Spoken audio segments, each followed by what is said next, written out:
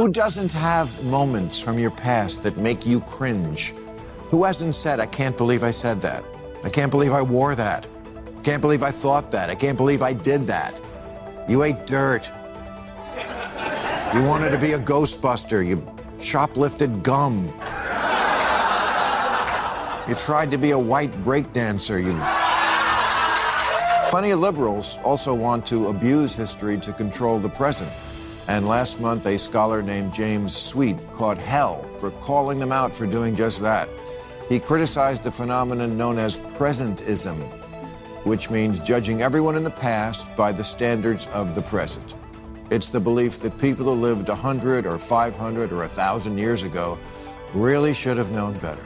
All right, let's buckle in, because what we're about to talk about isn't just a hot take. It's a flamethrower aimed straight at the heart of the woke movement. Bill Maher, the guy who spent decades waving the progressive flag, has basically looked around at his old political allies and said, yeah, you've lost your minds. And he's not whispering it. He's blasting it into a megaphone. Now, if you've been paying attention, you've probably noticed that Maher's tone has been shifting over the last few years. This is a man who used to cheer on every progressive cause, high-five every liberal win, and happily join the cultural dogpiles on the bad guys. But lately, it's like he's turned around, realized the mob is now looking a little too much like the thing they claim to hate, and decided it's time to pump the brakes before we drive off a cliff. The problem is that nobody ever gets canceled for being too woke. So you can say the craziest thing, like men can have babies, and then nobody will, even though people are thinking, well, that's kind of nuts, nobody will say it. They'll just fall in line. Yeah, exactly. That's what I've always thought, men can have babies, sure. I saw a dude who was glowing yesterday, I mean, and that's the problem. And it's totally insane. Cowardice. Yes, it is. It's moral cowardice, isn't it? It's intellectual cowardice. But it also comes from a place of reality, that fear, because they see people around them literally getting cancelled, getting shamed and abused and hounded out of jobs. And they think, I don't want it to... And honestly, who among us hasn't had a cringe moment in our past? You know, the ones, the fashion choices that should have been a crime, the weird childhood ambitions. Yes, Mom, I'm really going to be a Ghostbuster. Maybe even a little shoplifting of gum because you thought you were a rebel. We've all done dumb stuff. That's just called being human. So when Maher points out the insanity of judging people from hundreds of years ago by today's moral standards, a little thing scholars call presentism, he's not defending bad behavior. He's defending perspective. Because the idea that someone living in 1525 should have the same worldview as you with your iPhone, Wikipedia, and TikTok-fueled moral clarity is ridiculous. But here's the problem. The woke mob doesn't deal in perspective. They deal in moral absolutism. I can't count the number of stories I've either covered on the show or just read about of professors at colleges, which are supposed to be the bastions of free speech, who said something that was just an opinion. One guy, that was one different. Professor in America, he gave a lecture for 25 years about the use of offensive language. And then some students complained about his use of offensive language in the lecture about offensive language. And he had to lose his job. And at that point, I just felt that was peak woke insanity. He literally was lecturing about offensive language and using offensive language to illustrate it. They have no sense of nuance. They have no sense of context. They just know certain buzzwords or certain concepts are out of limits, off limits, and since social media is just a bunch of mean girls. Maher's been hammering this point. Nobody ever gets cancelled for being too woke. You can say things so absurd that they sound like rejected Monty Python sketches. Men can have babies, and instead of pushing back, people just nod along because they're terrified. They've seen what happens when someone even mildly challenges the orthodoxy. Online mobs, media smear jobs, people losing careers overnight. That's not free speech. That's moral cowardice. And worse, it's intellectual cowardice. The refusal to even ask questions because you're afraid of the answer. Maher sees it everywhere. Professors fired for quoting offensive language in a lecture about offensive language, comedians self-censoring their sets, entire TV shows rewritten to satisfy the most hypersensitive corners of Twitter. This is what's so obnoxious about that side of things, that just idea of we're not really lifting people up. Liberalism is about lifting people up, not catching people. And tolerating people. It's not about white self-loathing. Yes. It's about, yes, we have a horrible history in this country. Let's make it right in the ways that make sense. It's not just about catching people. And then there's social media. Oh boy. If the founding fathers had Twitter, half of them would have been cancelled before the ink on the Constitution dried. What used to be a digital public square has turned into a full-blown gladiator arena where people aren't interested in debating ideas, they just want to humiliate their opponents. It's so toxic that it's leaking into real life. You've got people refusing to date someone purely because of their political affiliation. Imagine that. You're on a date. Everything's going great. You're laughing. You're connecting. And then they ask, "So, did you vote Republican?" And boom, check, please. That's not politics anymore. That's tribalism. Maher calls this out because he remembers what liberalism used to be about: lifting people up, tolerating different viewpoints, fighting for equality without tearing everything else down in the process. So I think that really is kind of the center of the country. Old school liberalism, take a victory lap. You kind of won on a lot of things, but it's another funny pathology of liberals. They don't want to acknowledge progress because they somehow feel like if I acknowledge progress, well, then I'm not as authentic a progressive. It's right in your name. And that's what you're selling, progress. And the hypocrisy is insane. We live in a country that has made massive progress in the last 70 years. Women can vote, own property, and run Fortune 500 companies. Civil rights have expanded dramatically.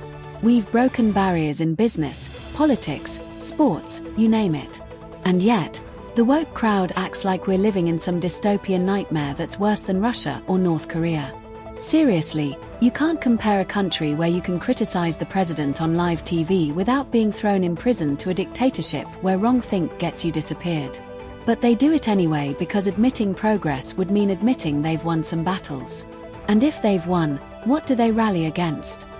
On Donald Trump, all this legal mayhem that's flying at him, does it actually empower him? Does it have the opposite effect, perhaps, to what the Democrats would hope it would have? Yes, well, that was the end of the show tonight when I was talking about the Stormy Daniels issue. I mean, it's always going to strike people as sex. When it's about getting a guy for sex, I don't think they should have discouraged. I guess Alvin Bragg can do what he wants. But if I was the president or somebody, I would have discouraged him quietly. Let's not do this one. Because we're going to see Trump hauled into court, as we did, and that's going to be the big story, and it's going to be just high fives on MSNBC. And look, I was thrilled. And then there's the Donald Trump factor. Oh, this is where Maher really breaks ranks with the left. The endless attempts to take Trump down through legal cases. Maher straight up said it. This was going to backfire. Dragging him into court over something like the Stormy Daniels case might have felt satisfying for MSNBC viewers, but to the rest of the country, it made him look like a political martyr. And he was right. The wall-to-wall coverage turned Trump into the most talked about man in America. Again, instead of killing his career, they supercharged it. It's like trying to put out a fire with gasoline. All you get is a bigger blaze. I'm constantly amazed when I rewatch movies from only a decade or so ago, and they were made in a way that today would get you burned at the Twitter stake. It's complicated. From 2009, to name just one of many I could choose, was made by a who's who of the most blue ribbon certified Hollywood liberals, woke approved and Democratic Party contributing, from the stars to the producers to the director. But it apparently occurred to none of them to have any kind of minority in the cast. You would need a divining rod to find a person of color within 500 feet of this movie set.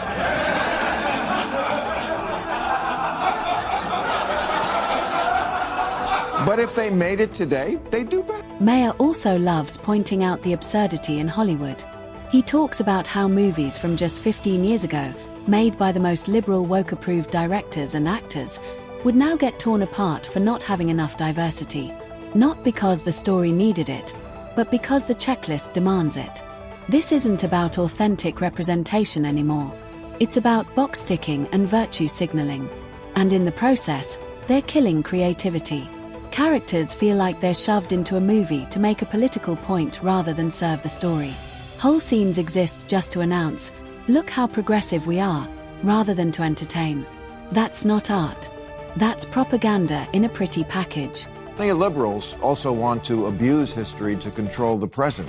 And last month, a scholar named James Sweet caught hell for calling them out for doing just that. He criticized a phenomenon known as presentism, which means judging everyone in the past by the standards of the present. It's the belief that people who lived 100 or 500 or 1,000 years ago really should have known better. And it doesn't stop at pop culture. The woke movement has even gone after America's most celebrated historical figures: Abraham Lincoln, George Washington, Thomas Jefferson, Theodore Roosevelt. Statues toppled, names removed, legacies boiled down to a single flaw. They've decided that a man's entire life can be judged by the worst thing he ever did, even if that man helped shape the very freedoms they now enjoy. It's historical arrogance at its peak. Judging people in 1776 as if they were tweeting from an iPhone in 2025. Because we hadn't then grown into the persons we would become. And humanity writ large is just the collective version of that. Did Columbus commit atrocities? Of course. But people back then were generally atrocious.